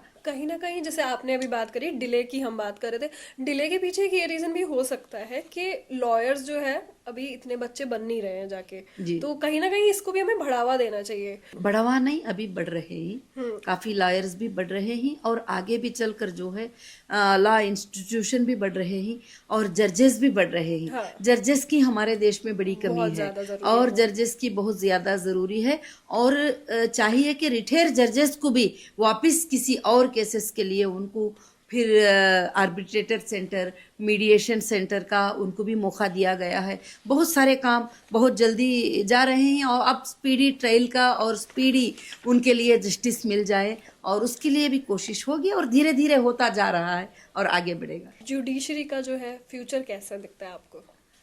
जुडिशरी का फ्यूचर ही फ्यूचर है और जुडिशरी ही इंडिया है और उसकी फ्यूचर आगे चलकर अच्छी बनेगी। और काफ़ी बच्चों के अंदर अब अवेयरनेस आ गया है कि जो भी बच्चा, अभी मैंने पहले हमारी फैमिली में 10 बच्चों को पूछती, बेटा तुम क्या बनना चाहते हो, तो एक बच्चा कहता हम डॉक्टर बनना चाहते हैं, हम इंजीनियर बनना चाहते हैं, हम फलाना बनना। अब 5 बच्चे बोल रहे हैं हम लॉयर बनना, 5 में से एक बच्चा बोलता है मैं जज बनना चाहता हूँ। तो इसका मतलब जो है कि काफ़ी अच्छे चेंजेस आएंगे और काफ़ी अच्छे सर्विसेज भी मिलेंगे। एक फैमिली में भी एक लॉयर का रहना, उसकी पूरी फैमिली को कॉन्स्टिट्यूशन का पता चल जाएगा। ह्यूमन राइट्स की कहीं ना कहीं जो लॉयर का काम होता है वो ह्यूमन राइट्स को प्रोटेक्ट करने का काम होता है। तो आपको क्या लगता है कि किस तरीके से जो है हम as a citizen human rights को प्रोटेक्ट कर सकते हैं? और ह्यूमन राइट्स को हम हर तरह से प्रोटेक्ट कर सकते हैं। कहीं भी आपको लगता है कि इंसानियत को नाइंसाफ़ी हो रही है तो अगर वो केस पुलिस की हद तक का है तो पुलिस को जाके कंप्लेंट देके हम लोग उसको हिफाजत कर सकते हैं। अगर पुलिस उसकी सपोर्ट नहीं कर सकती है तो ह्यूमन राइट्स में जाके उसको हम इंसाफ दिला सकते हैं। वहाँ नहीं इंसाफ मिलती है, कोर्ट को जाकर भी उसको इंसाफ दिला सकते हैं। बहुत सारे जगह कोशिश तो कर सकते हैं, तो उसमें 100 लोगों के लिए कोशिश करें तो 50 तो प्रोटेक्ट हो ही जाएंगे, 70 तो प्रोटेक्ट हो ही जाएंगे। हाँ, मतलब ये है कि आपके आसपास आप कुछ अन्याय होते हुए देख रहे हो तो अपनी आवाज़ उठाओ। ज़रूर, बिल्कुल। और अन्याय होते हुए देखकर खामोश रहना इंसानियत का काम नहीं है। अन्याय के खिलाफ जंग लड़ना और अन्याय के खिलाफ आवाज़ उठाना बहुत ज़्यादा ज़रूरी है। मगर ऐसा ना हो कि हम पार्टियों के खिलाफ ज़ुबान उठा लिए, उनके खिलाफ ज़ुबान उठा लिए, बोले तो बोले मुसलमान ही बुरे हैं, बोले तो बोले हिंदू। नहीं, हम सब इंसान हैं, हम सब एक हैं। हम सिर्फ लड़ाई लड़ेंगे, अन्याय के खिलाफ लड़ेंगे, जस्टिस फॉर ह्यूमैनिटी के लिए लड़ाई, इंसानियत के लिए लड़ेंगे। कहीं ना कहीं जैसे बहुत बार ये हमने केसेस देखे भी हैं, आपने देखे होंगे कि पुलिस जो है इलीगल आपको अरेस्ट कर लेती है, विदाउट वारंट आपको उठा के ले जाती है। तो तब लोग कैसे अपने आप को बचाए, क्योंकि देखो गरीब की तो क्या हालत है हमारे देश में, आप सबको पता ही है। देखिए कुछ केसेस हैं कि विदाउट वारंट भी उनको अरेस्ट करने की इजाज़त भी कॉन्स्टिट्यूशन ने दे रखा है। आईपीसी में उनको, आईपीसी कोड में उनको है। कुछ केसेस ऐसे हैं, अभी एग्जाम्पल देखिए, अभी रास्ते पे जाते हुए किसी ने चाकू से किसी को मार दिया, तो क्या वो वारंट का इंतज़ार करते रहेंगे उसको उठाने के लिए? वो तो भाग जाएगा, फिर उसको तो उठाना पड़ेगा। तो कुछ है, कुछ ऐसा होता है कि बगैर वारंट के आते हैं तो आपको अधिकार है कि मुझे किस बुनियाद पे अरेस्ट कर रहे हो, मेरा वारंट कहाँ है और वो मुझे बताओ, और मेरा एफआईआर क्या है और मेरा क्राइम क्या है ये बताओ। ये पूछने का अधिकार आपको जरूर है और वो बताएंगे भी, अगर रियल ऑफिसर है तो जरूर बताएंगे। और यहाँ तक कानून में ये राइट है, जब किसी को कहीं से अरेस्ट कर लिया जाता है तो उसके एक रिश्तेदार को फोन करके इन्फॉर्म करें कि बताया जाए कि तुम्हारे बंदे को अरेस्ट कर लिया गया है, ये बंदे को यहाँ से यहाँ लेके जा रहे हैं। वो भी हमारे राइट्स को ये प्रोटेक्ट करते हैं। और यहाँ तक के लोग जो एजेंसीज होती है वो पर्सनल क्वेश्चन करते हैं। मैं ये बात खास बोलना चाहती हूँ, क्योंकि क्वेश्चन करते हैं तो बहुत लेडीज़ कहती हैं कि पुलिस में जाएंगे तो वो पर्सनल पूछेंगे, वो पूछेंगे। पहले क्या, पर्सनल क्वेश्चंस को आप जो आंसर करना चाहती हो कर सकते हो, जो नहीं करना चाहते हो तो प्रेशर नहीं डाल सकते, क्योंकि पर्सनल लाइफ ही हमारी लाइफ है, पर्सनल लाइफ ही हमारा प्रोटेक्शन है। पर्सनल होता है, बस तुमने जो गुनाह किया है, तुम्हारा जो गुनाह है उसी के बारे में जवाब देना होता है, बाकी और कोई पूछने का अधिकार नहीं रखते कोई चीज़ के बारे में। कई बार ये न्यूज़ भी देखी होंगी कि कस्टोडियल वायलेंस हो गया, अंदर ही पुलिस वालों ने मारा। कई बार ऐसा भी हुआ है कि जेल में जो कैदी थे उनका मर्डर हुआ है, तो उस टाइम पे कैसे बचाएगा कोई, मतलब अब कहाँ जाएगा कोई? उस पर भी जाएगा, आप भी जा सकती हो। अगर कस्टोडियल में किसी का डेथ हो जाता है तो वो पूरे देश के साथ नाइंसाफ़ी है, क्योंकि वो कस्टडी जो होती है वो जस्टिस हाउस होता है, एक जज साहब उसको भेजते हैं कस्टडी के अंदर। वहाँ अगर उसको मार दिया जाता है तो ज़ुबान उठाना बहुत ज़रूरी है और इंसाफ लेना भी बहुत ज़रूरी है। और जो ये NHRC होता है, इसका क्या रोल होता है और इसमें हम कंप्लेन कैसे कर सकते हैं? National human rights commission state wise है कमीशन, और डिस्ट्रिक्ट वाइज भी है और इंडिया वाइज भी है। और वहाँ जाकर आप बड़ा सिंपली ऑनलाइन पे भी आप आजकल आप ऑफिसेस को ही जाने की ज़रूरत नहीं, आप ऑनलाइन लिंक है और ऑनलाइन लिंक पे जाके क्या हुआ है वो कंप्लेंट कर सकती है, OTP आ जाएगी आपको, सब कुछ करके आप इंसाफ ले सकती हो। और ह्यूमन राइट्स को इतना अधिकार है कि वो कोई भी इंडिया की एजेंसी को नोटिस कर सकते हैं और सवाल कर सकते हैं। वही आपने सोशल मीडिया की बात करी, ऑनलाइन बात करी, ऑनलाइन इतनी न्यूज़ चलती है कि हमें समझ ही नहीं आता है कि जुर्म किसने किया है, क्या किया है, कौन मुजरिम है। तो मीडिया जो ये ट्रायल आजकल चल रहा है, ये पूरा जो मीडिया चल रहा है, ये किस हद तक किसी का पूरा नजरिया बदल सकता है? ये पूरा नजरिया कॉन्स्टिट्यूशन बदल सकता है कि मीडिया में बोलना, मीडिया में किसी ने बोल दिया कि किसी को 100 कत्ल कर दिया है तो 100 लोगों को कोर्ट में कौन बताएगा? बिल्कुल, मीडिया का बोलना वो फाइनल नहीं है, कोर्ट में ट्रायल होना है, एविडेंसेस प्रूफ होना है, कोर्ट ने जो बात कहा है वो बात हो सकती है। उसमें भी कई लोग नाइंसाफ़ी भी ये हो जाते हैं कि उनके लिए लड़ने वाला कोई लायर नहीं होता है, उनके लिए खड़ा होने वाला कोई नहीं होता है, तो हो सकता है वहाँ भी नाइंसाफ़ी हो तो उनको और एक कोर्ट में इंसाफ मिल जाएगी ज़रूर से। बिल्कुल। ऐसे में एक राइट आती है, राइट टू लाइफ। तो पहले के मतलब लोग ज्यादातर उनका मन ये था, वो ये सोचते थे कि राइट टू लाइफ मतलब जिंदा रहो बस। तो इसका मतलब क्या हुआ? इसका मतलब जिंदा रहो बस इसका मतलब नहीं है, ये जीने का कोई मतलब ही नहीं है। जिंदे भी रहना है और जिंदा लोगों को रखना भी है और लोगों के लिए काम भी करना है और इंसाफ के लिए फाइट भी करना है। और जैसे ह्यूमन डिग्निटी की बात करें, इंसानों की इज्जत जो है पर्सनल लेवल पे अगर हम बात करें, तो क्या गवर्नमेंट का, कॉन्स्टिट्यूशन का इसमें रोल होता है प्रोटेक्ट करने के लिए? बिल्कुल, कॉन्स्टिट्यूशन में रोल है प्रोटेक्ट करने के लिए। अगर कोई आपकी इज्जत को हार्म किया और हार्म किया, आपको किसी ने बेइज्जती किया, आपको किसी ने बेइज्जती की बातें की, आपने वो काम नहीं किया और किया भी है तो दूसरे को बेइज्जती करने की राइट नहीं है। आपको मानहानि केस लगाने का अधिकार कॉन्स्टिट्यूशन ने दिया है कि आपका लेवल क्या है, आपने कितनी बात किया है और कितना आप पे जुर्माना लगेगा। तो इस चीज़ पे भी आप केस कर सकते हो अगर कोई मेरी इज्जत पे आंच आती है किसी की बातों से या किसी के एक्शन से? बिल्कुल, इज्जत पे आंच आती हो तो फौरन आप केस दर्ज करा सकती हो, सिविल करा सकती हो, क्रिमिनल करा सकती हो। अगर रोज कोर्ट को जाने की ताकत रखती हो तो क्रिमिनल केस करा सकती हो, अगर नहीं चलो सिविल डालते हैं तो सिविल डाल सकती हो। तो ज़रूर उसमें भी तुम्हें इंसाफ मिलेगी, मगर प्रूफ के साथ, एविडेंस के साथ।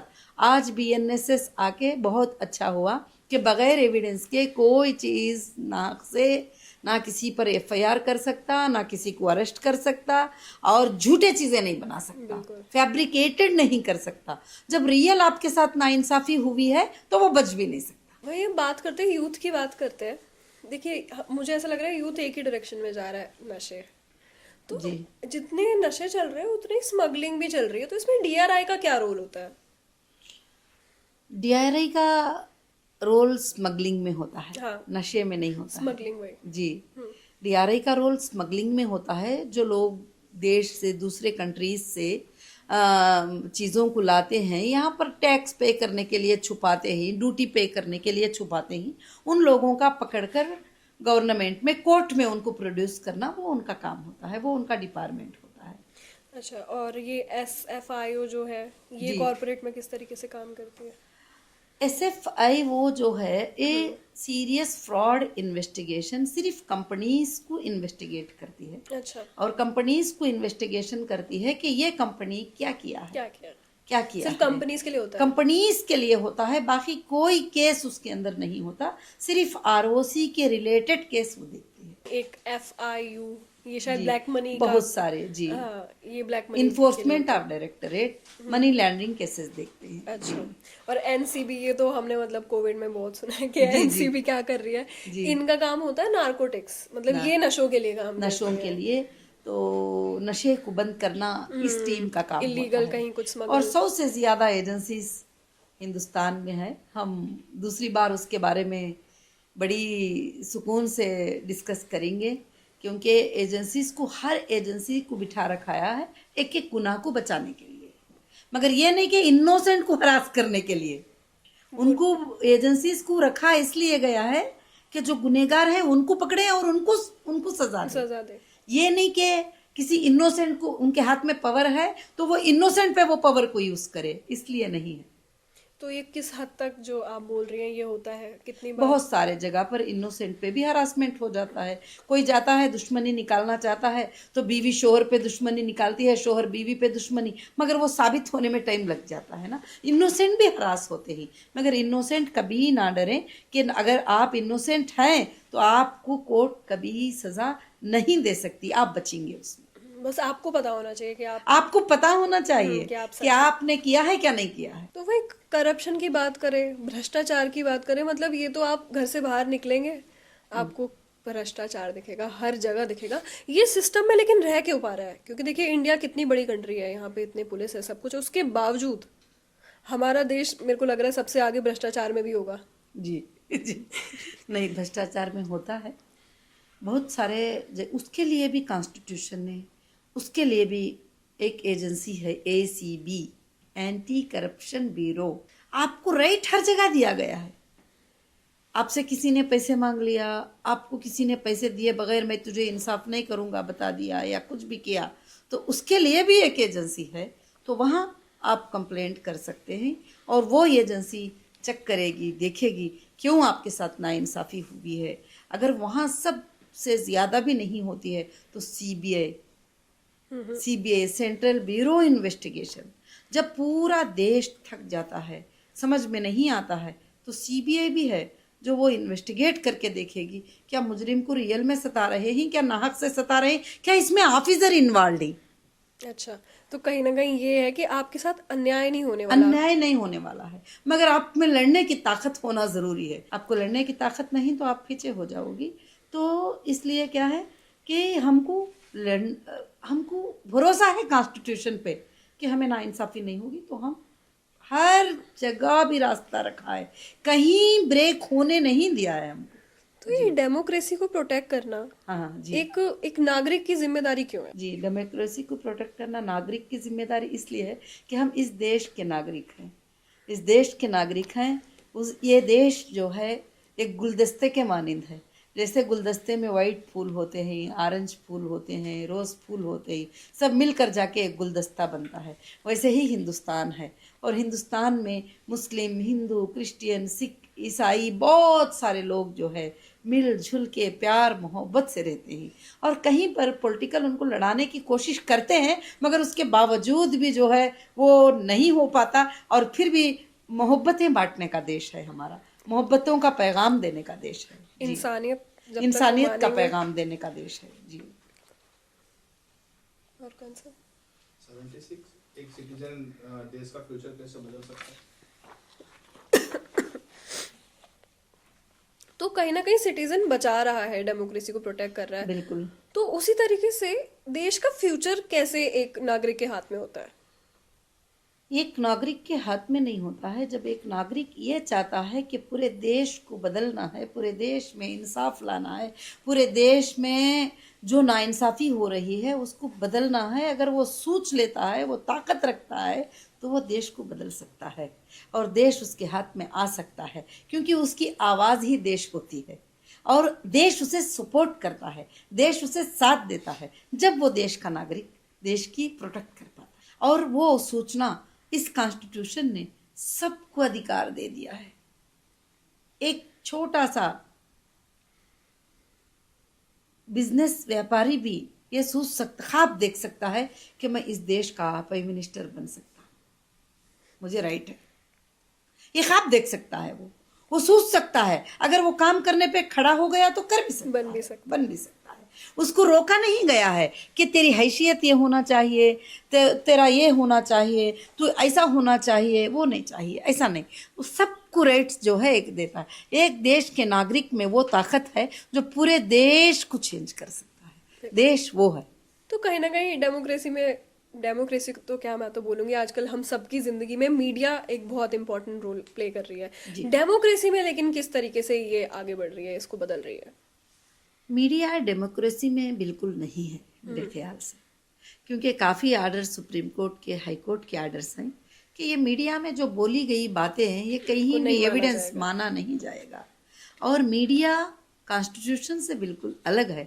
आज हमारी बात कॉन्स्टिट्यूशन पे हो रही है, तो मीडिया जो होती है, मीडिया को आज कहा जाए तो मीडिया तो बिकाऊ है। सच्ची बात कहा जाए तो मीडिया जिसके फेवर में बात करना चाहे उसी के फेवर में, एक चैनल आपके फेवर में बात कर रहा है, एक चैनल मेरे फेवर में बात कर रहा है, हम दोनों एक चैनल, हाँ बिल्कुल। कहीं ना कहीं पहले फोर्थ पिलर ऑफ डेमोक्रेसी कहा जाता था मीडिया को। जी जी। क्योंकि मीडिया जो बोलेगी, नहीं, आज भी सही सहाफ़ी हैं, आज भी लोग सही आर्टिकल लिखने वाले हैं, आज भी सही चैनल चलाने वाले हैं, मगर सोशल मीडिया आकर इलेक्ट्रॉनिक मीडिया का बहुत सारा दुकान ही बंद हो गया है। सोशल मीडिया में आपको खुद राइट है कि आप जाकर मोबाइल पकड़कर 2 मिनट में एक वीडियो डालती है कि मेरे साथ ये हो गया है, तो तुम्हारे साथ पब्लिक हो जाती है। मतलब आप सच अगर बोल रहे हो कि झूठ बोल रहे हो, वो बाद में देखेंगे। वो बात में देखा जाएगा। तो आप बोल रहे हो, सच बोल रहे हो, झूठ, मगर आपको भी राइट है, आपको भी राइट है। जब सोशल मीडिया आ गया है तो सोशल मीडिया से आपके हक को भी इजाज़त है कि आप उसमें सच्ची बात कर सकते हैं और सच्ची बात बता सकते हैं। तो मीडिया का ट्रायल कोर्ट का ट्रायल बिल्कुल नहीं है। कोर्ट ट्रायल बिल्कुल डिफरेंट है, ये मीडिया ट्रायल नहीं है जी। तो इंडिया का जो जुडिशियल सिस्टम है उसको हम वर्ल्ड में किस नंबर पे हम रैंक कर सकते हैं? नंबर का तो फिलहाल मुझे याद नहीं है, मगर मैं मोर देन 54 कंट्रीज विजिट कर चुकी हूँ, मगर हिंदुस्तान से प्यारा देश कहीं भी नहीं है। और किसी भी देश में एक मसलक को जगह है, एक मज़हब को जगह है। किसी भी देश में, बहुत सारे देशों में अपने ही पॉलिसीज़ को पॉलिसी माना जाता है। हिंदुस्तान एक ऐसा देश है जो डेमोक्रेटिक है और हिंदुस्तान इतना बड़ा मुल्क है कि 200 कंट्रियाँ, 150 कंट्रियाँ मिलकर एक हिंदुस्तान है। बिल्कुल। और इसीलिए हम बचपन से भी पढ़ते आ रहे हैं कि सारे जहां से अच्छा हिंदुस्तान हमारा। कहीं ना कहीं हमारे इंडिया के कॉन्स्टिट्यूशन को सबसे ज्यादा स्ट्रॉन्गेस्ट और कॉन्स्टिट्यूशन सबसे ज्यादा हिंदुस्तान में पीस है, जिसकी वजह ये कॉन्स्टिट्यूशन है। ये कॉन्स्टिट्यूशन ने हमें सिखाया है कि आप हिंदू मुस्लिम मत बोलो, आप कलरों पे मत जाओ, गोरा काला मत बोलो, और सबको एक ही राइट है, सबको एक ही जस्टिस है, सबको एक ही है। अगर किसी एमएलए ने गुनाह कर दिया उसको भी वही सज़ा है, किसी एमपी ने गुनाह कर दिया उसको भी वही सज़ा है, किसी ऑफिसर ने गुनाह कर दिया उसको भी वही सज़ा है, किसी नॉर्मल इंसान ने वो गुनाह किया तो उसको भी वही सज़ा है। और किसी को भी बड़ा छोटा होने की वजह से सज़ा की कमी पेशी नहीं हो सकती। और सबके लिए भी जो है कॉन्स्टिट्यूशनल राइट है और सबके राइट्स एक ही हैं, इक्वल है राइट्स। कहीं ना कहीं हमने चर्चे में ये तक सुना है कि जो ब्रिटिश सॉरी फिर से कर लेते हैं। कहीं ना कहीं हमने ये तक सुना है कि जो ब्रिटिश हमारा कॉन्स्टिट्यूशन था उस टाइम पे वो कॉपी पेस्ट कर दिया गया है अभी, और लोग अभी भी वही मान के चल रहे हैं। ये वो लोग होते हैं जिनको कॉन्स्टिट्यूशन की इल्म नहीं होता है, कभी इन्होंने एक पेज खोल कर भी इसको नहीं देखा होता है कॉन्स्टिट्यूशन को। ये वो लोग होते हैं ऐसी बातें करते हैं। मगर कॉन्स्टिट्यूशन इंडिया के बेस पे बना है, इंडिया के कमेटी ने बनाया है और कॉन्स्टिट्यूशन बनने के लिए 4 इयर्स टाइम लगा है। सैल्यूट है ब्रदर अंबेडकर को, सब के लिए सोच कर ब्रदर अंबेडकर ने कॉन्स्टिट्यूशन को जो है तैयारी की है।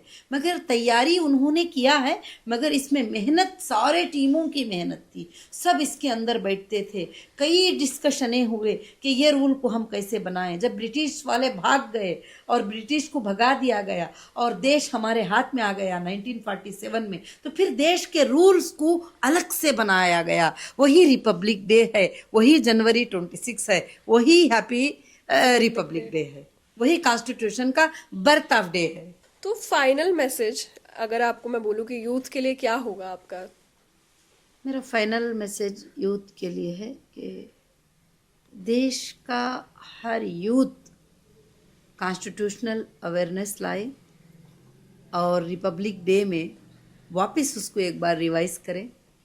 और सारे यूथ को मैं ये कहती हूँ कि आगे चलकर हमारे देश में प्रेम और मोहब्बत को बांटे और जो कॉन्स्टिट्यूशन हमें बताता है कि हम सब एक हैं उसको याद रखें और उसको याद रख के जो है उस पर हम ज़िंदगी को बड़ी हैप्पी से गुजारने की कोशिश करें।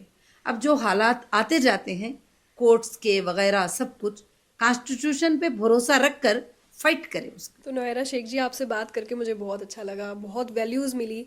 मैंने खुद बहुत सारी चीज़ें कॉन्स्टिट्यूशन के बारे में जानी जो मुझे नहीं पता थी। ऑनेस्टली बहुत ज़्यादा मुझे अच्छा लग रहा है। ये खुद भी फिलंथ्रोपिस्ट हैं, इनका बिजनेस है, इन्होंने वर्ल्ड लेवल पे हम इंडिया को रिप्रेजेंट किया है, वुमेन को रिप्रेजेंट किया है, जो बहुत अच्छी बात है। एंड लास्टली मैं यही बोलूँगी कि आपको कॉन्स्टिट्यूशन को लेके अवेयर होना बहुत ज़रूरी है एज अ इंडियन सिटीज़न, क्योंकि यही आपको एक राइट देता है, आपको इंसान बनाता है, नहीं तो आप नहीं सर्वाइव कर पाओगे।